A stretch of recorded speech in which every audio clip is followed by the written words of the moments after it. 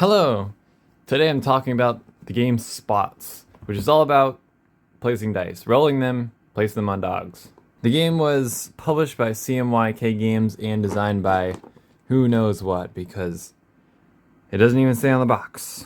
The designer of Spots is John Perry, and the art is by John Bond. But the game designer John Perry made another little game that's pretty popular called Alien and Sea. That is a really good game as well. But we're not talking about that today. This is all about dogs and placing dice on dogs. What comes in the box? Rules. A bunch of trick cards here. Guess you can count them as cards. Treats.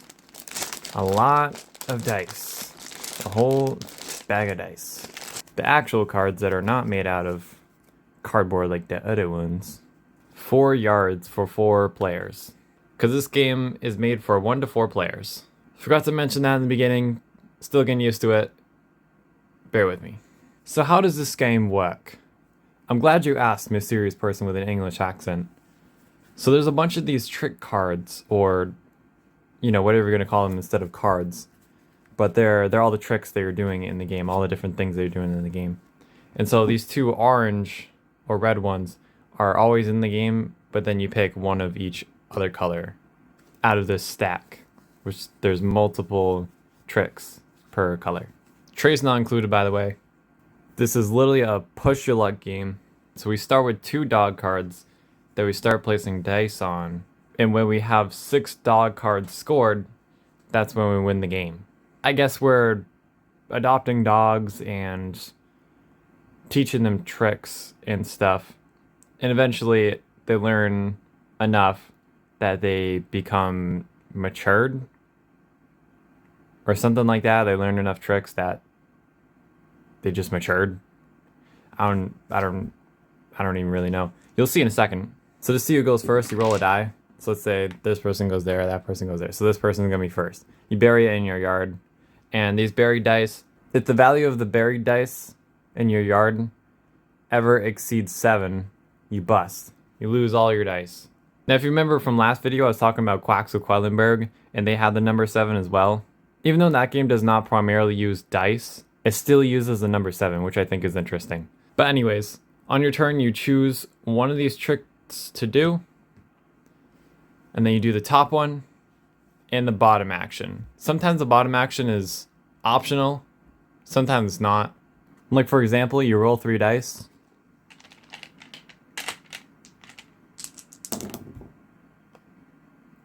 And then it says you may roll 1 die. So let's say I roll another die. Let's say it was my turn as well, and it was not them. Let's say they had like this, so I went first. It says you may repeat this second step as many times as you want. So I can roll another die as many times as I want. So really, I could just keep rolling. But I'll take this die away. These 3 dice were the initial dice that I rolled from the first step here. So when you roll dice, you have to place them in your dogs here. So you can see I have a 3, 4, 3, 5, and 6. I rolled a 2, 5, and 5. So the 5 can go on the 5 here. The 2 can't go anywhere, and the other 5 can't go anywhere. So now what? They go to my yard. And then again, if the value of my dice in my yard exceeds 7, I bust. And look at this. That's 10, which is over 7, so I bust. So I lose all my dice. All these dice in my yard go away, and all the dice on my dogs go away.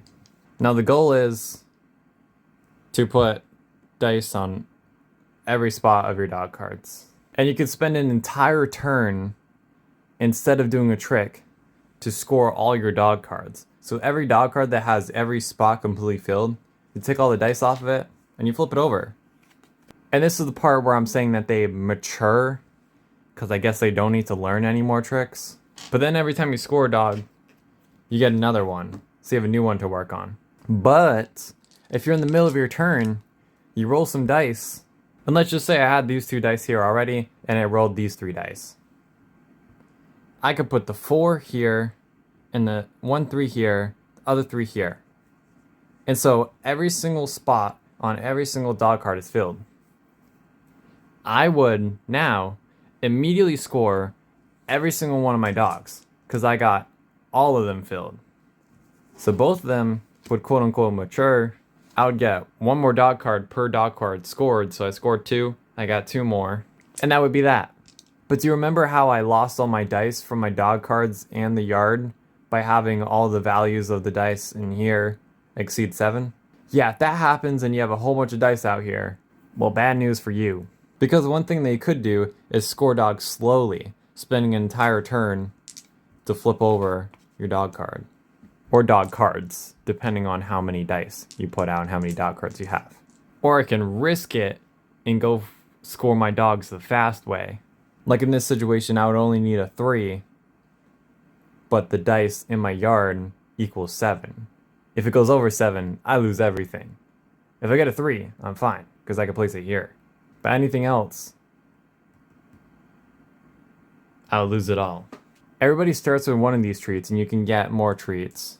The only way they can get more treats are from the tricks with this color and this shape.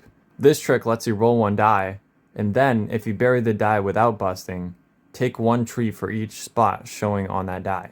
And let's say I only had 1 die in my yard. I would roll 1 die, dice tray not included. I'd roll a 3 here, and it could actually go here, but let's say I rolled a 2. Then it wouldn't go there, it would go in here.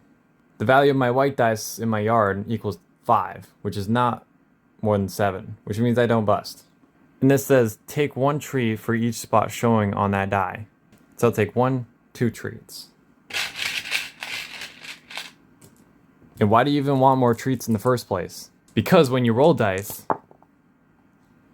and you don't like the result here, you could spend 1 of your treats to re-roll all of the dice. And I mean all of them. You have to roll all of them again. And you can keep doing this as many times as you want to, as many times as you can. And when somebody uses a trick, it gets flipped to its used side. When all but 1 trick is used, you put a treat on the last trick and flip over all the other ones,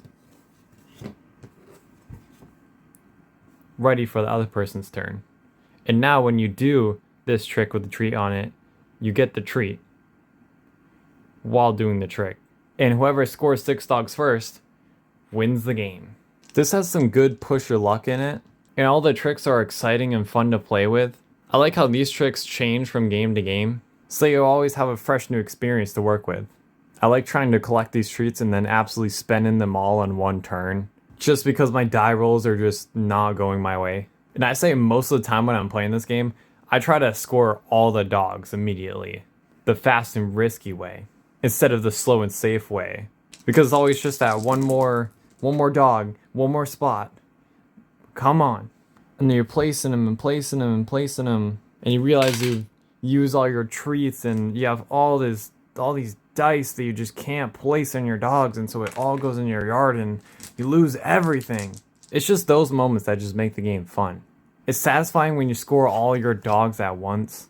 It feels satisfying to follow the tricks and just roll a whole bunch of dice, while also managing the dice in your yard and your treats that you collect. And I like the artwork too. Simple, and it has its own charm. This is a nice smaller push-a-luck game with nice dice rolling and decisions. That's why I give this game a 7 out of 10. Now if you'll excuse me, I gotta walk my dogs.